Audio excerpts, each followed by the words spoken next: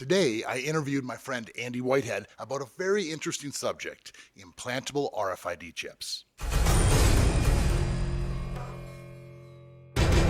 Hey, I'm Scott Wilkinson. This is Piercing with Scott. Today we're going to be talking with an old friend of mine and a veteran piercer, Andy Whitehead.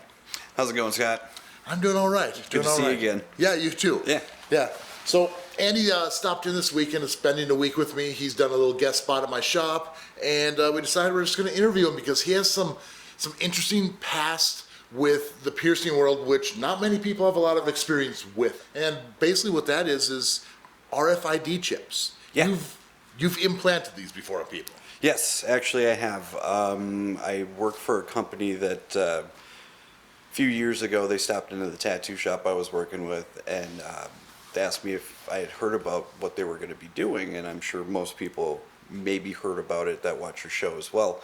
I went out and did some implants on their employees, which everything was, fully consented. They didn't force anybody to do it, and it was a pretty cool experience. I got to be on National Geographic with Katie Couric. Dulce Sloan came out with The Daily Show, did some stuff, and kind of busted our balls about it a little bit. Did a procedure live on the Today Show, which was really great, and overall it was a pretty fun experience. Now let's back up a little bit. What is an RFID chip? So RFID chip is kind of like a security badge. If you have a secure lock, it's basically the RFID technology. Same thing if they have the little tags on the clothing at the stores. You have little sensors that can read it, and you can you can't program the chip, but you can have software that will actually read that RFID chip, and you can do different things with it. Just like opening doors, or like if you have a security door, you can actually if you have the right software, you can actually program it to read that the frequency off the chip and actually unlock the door. I've seen biohackers, which is a term, which biohackers have been around for quite a while now. But I've seen people use RFID technology with the implantable chips like that to start their cars, roll down windows, log into their computers, even use them on vending machines. It's pretty neat. Well, now, honestly, like, is it dangerous? Like, if someone gets a hold of this information, and it's like you can't just get a new card, like a credit card or something. These specific chips, they don't really hold information per se. It's all proprietary software that can actually work with that RFID frequency with your specific chip. There's no power source. It's a passive device, so there's no like GPS tracking that comes along with it or anything like that.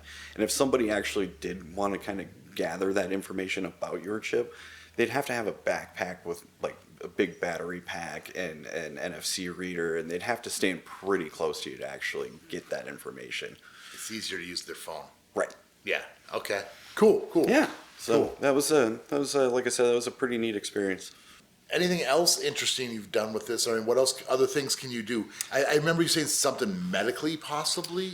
These could have purposes. So I know there's been some research and development with these chips. It's just a little glass capsule.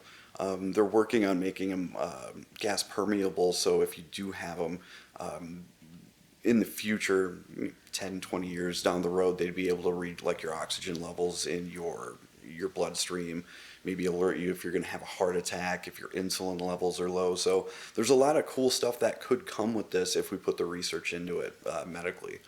That sounds awesome. Yeah, and another thing too is you could probably program that chip to keep your medical records on there.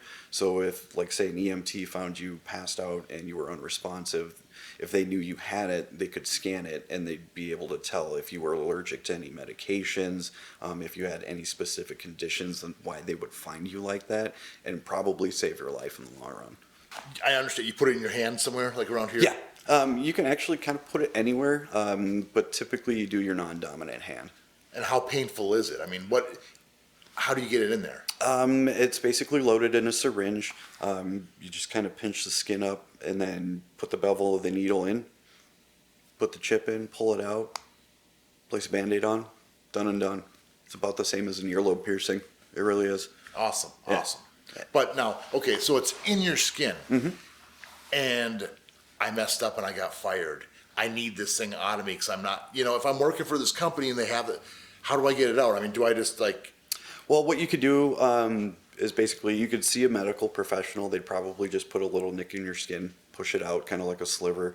You could probably go see a piercer. They'd be able to take it out too. It's a very, very simple procedure to take it out. So many questions just come to mind here. Now, what about breaking? Like, it's got to be, like, if it's on your hand, if you hit it, is there, you said possibly glass or something? Yep, it's smooth glass, so it doesn't really bond to your skin, so it will come out really easy. And you would basically have to drop an anvil on your hand for this thing to break. That glass capsule's pretty strong. So it's the last of your worries. Yeah. Well, thank you for talking to me about Yeah. this. This is something super rare, something possibly where piercing is going to the future. So more useful things, Yeah. It's making life better.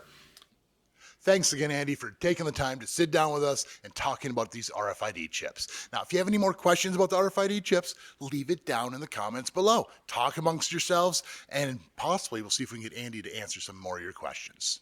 Thanks again for watching. Make sure to give me a like, subscribe, and of course, keep putting holes in your body. We'll see you all in the next video.